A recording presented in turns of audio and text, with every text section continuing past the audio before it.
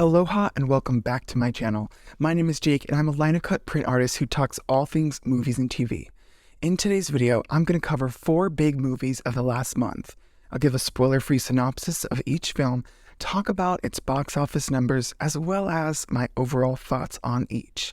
While we talk about these big budget action thrillers, I'll be working on a piece seen here called Gumflower. Stick around to the end to see the final product. Let's get into it. First up is Scream 6, the next installment in the franchise that never dies.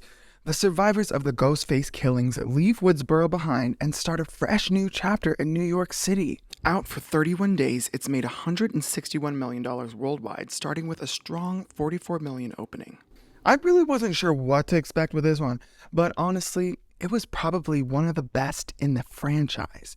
It took us out of the small town vibe, showed us what it's truly like to be a survivor in the modern age, and kept us guessing the entire movie. Listen, I love being able to call the shots during a movie and all, but it's nice when a script can surprise you and take you somewhere you never expected. Even though I think the sisters are nearly invincible at this point, after getting stabbed and thrown and shot, they're iconic. They had not one, not 2, but 3 generations of legacy characters to work with. The writers James Vanderbilt and Guy Busick brought a fresh take to a story that you'd think would have gone stale by now. The casting nailed it. I liked that there wasn't any overkill, and I loved the satisfying moments of revenge on the killers who absolutely deserved it. I give this movie a 3.5 out of 5. Next up on our train of sequels, we've got Shazam, Fury of the Gods. This film continues the story of Billy Batson and his siblings grappling with the reality of being superheroes as a new threat comes to town seeking their father's power. Out for 19 days, it's sitting on $120 million worldwide, starting with a $30 million opening, which is $23 million less than its 2019 opening of the first Shazam. This is on a suspected budget of around $100 million. Now, I've got a lot of thoughts about this one, which could be a video all on its own, but let me give you the gist of it. Weak marketing, huge changes in leadership at DC, intense online criticism, and a packed month of movies might have set Shazam Fury of the Gods up for failure. I enjoyed this movie more than I did Ant-Man Quantumania, this coming from a big Ant-Man fan, as I loved its sequel, Ant-Man and the Wasp, actually more than the first. But that third movie was a huge departure. Now, this movie felt like a proper sequel. It wasn't vital to the DC universe as a whole, but served a solid self-contained story that gave us more Shazam on screen. It felt like it was made with intention, and more than that, its goal was to deliver a classic superhero movie experience. And it did just that. It has some really heartwarming moments and reminds us why this story is so special in the first place. Chosen family. Now, with the state of social media today, no piece of entertainment is immune to criticism. I'm not even going to read them here, but there were some intense reviews that genuinely don't make any sense to me. The director of this movie, David F. Sandberg, took to Twitter to express his thoughts on the response. He said, "On Rotten Tomatoes, I just got my lowest critic score and my highest audience score on the same film. I wasn't expecting a repeat of the first movie critically, but I was still a little surprised because I think it's a good film. Oh well." Now, the standout for me was, of course, Miss Rachel Zegler, who captures the audience every time she's on screen. My other 2 favorites were Megan Good and Faith Herman as Darla. They match each other so well, better than any of the others, and I love the light they bring to these movies. Lastly, Freddie Freeman is Shazam. The actor Jack Dylan Grazer is way more charismatic than Asher Angel, and he matches Zachary Levi way better. I'm just saying, okay? I'm just saying. I loved the first Shazam so much, and I felt like this movie was exactly the sequel I craved. Although, I think it should have come out before Black Adam to set him up for success. I mean, these movies were released back to back and yet had nothing to do with each other. And Zachary Levi isn't doing the movie any favors by flapping his big ass mouth. This could have been an epic movie featuring Black Adam as the villain trying to gain all his power back, but that movie would never happen since allegedly Dwayne can't stand Zachary Levi. Okay, Fury of the Gods, more like Battle of the Egos. At this point though, it's all in the rear view, as this was before James Gunn and Peter Safran took over. This movie is a blast. The cast is fantastic, the music sets every scene beautifully, and I think it was really well directed. I didn't hate it.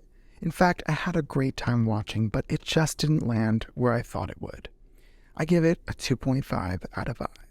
Next stop on the sequel tour is John Wick Chapter 4. In this action-packed fourth installment, we follow the story of the legendary assassin played by Keanu Reeves on his mission to seek revenge against the High Table, a powerful legion of killers. From underground hideouts in New York City to epic duels on the streets of Paris and Japan, Chapter 4 is full of suspense and stunts, and more stunts. She's a stunt queen, honey. John prepares to take revenge while he's sought out by the Marquis Vincent de Cromwell, played by the sexy-ass Bill Skarsgård, who seeks to punish John for all the grief he's caused the High Table. John then challenges the Marquis to a duel, but John must get to the duel by sunrise. But first, he's gotta survive the night. Out for 17 days, it's done $269 million worldwide on a $73 million opening. And what's surprising about this one, it's reported that it's the highest opening of the entire John Wick series. With every movie, the budget gets bigger, and so do the box office numbers. Like I said in my John Wick video, you wouldn't think that a big old gay like me would be into this sort of movie, but one of my favorite shows growing up was Power Rangers. I've always admired martial arts, stunt choreography, and taking down bad guys. In February, I binged all 3 John Wick movies and was surprised at how much I liked them. I was invested and knew I had to see this one on the big screen. Now this bitch might have been 3 hours, but it never fought hard to keep my attention. I also felt like the gore was turned down a tad to put more focus on the actual lead up to the takedown. There was also a significant amount of humor, intentionally or unintentionally, injected into the incredible fight scenes. And the cast, I mean, come on. First, you've got the standout Rina Sawayama as the Osaka Continental's concierge. This was her big screen debut, and she fucking nailed it. Now, she's well known in our community as her breakout hit album Sawayama infected queers' ears worldwide during the pandemic. She has had a death grip on us since then and has yet to let go. In this movie, she fought these bitches all the way down to the ground. And then you get to the end credits. They said, "Rina, can you give us a song?" And she said, "Absolutely." Donnie Yen playing a badass blind assassin. I mean, no words. Then you've got the legendary Hiroyuki Sanada, Scorpion, giving us drama, giving us samurai. Bill Skarsgård giving hot, bougie, Frenchmen, and velvet suits. Shamir Anderson giving tracker, my dog can kill your ass realness. Delicious. Ian McShane and Lawrence Fishburne reprising their roles, as well as a beautiful tribute to Lance Reddick, who just passed away on March 17th. It all made for an incredible cast. This was such a good movie, and honestly, I can't wait to see it again. If you haven't seen John Wick at all, check out my video where I watch all 3 for the first time. And don't forget to catch Chapter 4 on the big screen before it leaves theaters. I give this movie a 4.5 out of 5. Our final stop is a movie that isn't a sequel, but it's the first on-screen installment of a beloved franchise, Dungeons & Dragons: Honor Among Thieves. A charming thief and a band of unlikely adventurers embark on an epic quest to retrieve a lost relic, but things go dangerously awry when they run afoul of the wrong people. Listen, bitch, I'm just reading the synopsis off of IMDb, so whatever intern wrote this was really getting into it. In this action-packed adventure, a smooth-talking thief joins forces with a group of misfits to retrieve a lost artifact that holds immense power in order to get back two things he loves most. Okay, I wrote that one. You like that one better? Or what? With pulse-pounding action and a cast of memorable characters, this epic adventure film will keep you on the edge of your seat from beginning to end. Out for 10 days, it has done $124 million worldwide so far on a $37 million opening. It came out so close to the release of the Super Mario Bros. Movie that I don't see it doing too well over the next couple weeks. This is a fun movie. The best parts of this movie all lie in the cast, with the main characters being played by Chris Pine, Michelle Rodriguez, Justice Smith, Sophia Lillis, Regé-Jean Page, Hugh Grant, and Daisy Head. It had a significant amount of magic infused into the story, which I loved. Justice did a great job bringing his character down to earth with his natural on-screen charisma, and Chris Pine did what Chris Pine does best. Even though Michelle Rodriguez played the part she usually does, I liked her a bit more in this film than I did in other projects I've seen her in. Sophia Lillis was sickening because that's what you serve when your character can shapeshift. Daisy played a great villain who I thought came off even more powerful than the Daughters of Zeus in the Shazam sequel. I'm just speaking the truth. I thought the script was fantastic considering they're trying to bring in newbies as well as satisfy existing fans' high expectations. Yes, it did get a little muddy and slow at times, with big words being thrown around, but I think it did a good job at balancing things out for the most part. Now, I don't know how Paramount will take into account all the factors of this movie's box office numbers as it relates to greenlighting a sequel, but I think they will continue to put a lot of energy into this franchise, and I just hope they do it right. I give this film a 3 out of 5. March was a really fun month at the movies.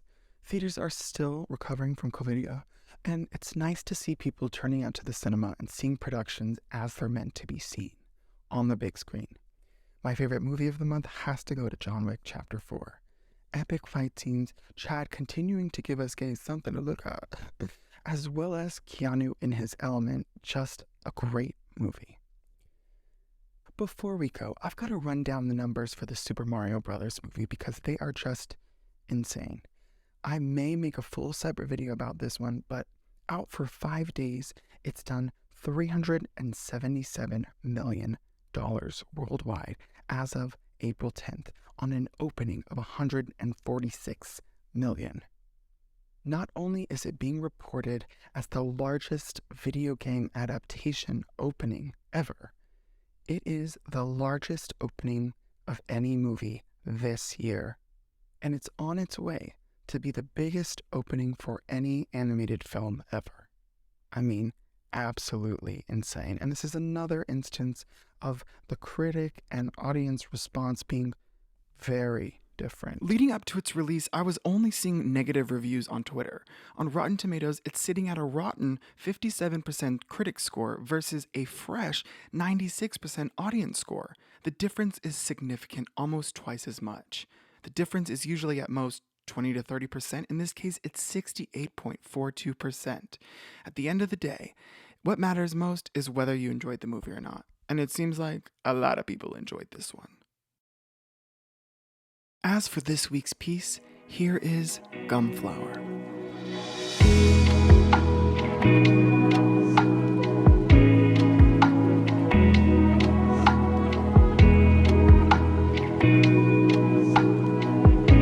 If you want to see more from me, make sure to follow me on Instagram and TikTok at WildJakey and at Jake Wilde Art. If you like this video, I've got your next watch right over there. I want to thank you for taking the time to watch this video, and I hope you enjoyed it. My name is Jake Wilde, and may the power protect you always. See you next time. Bye.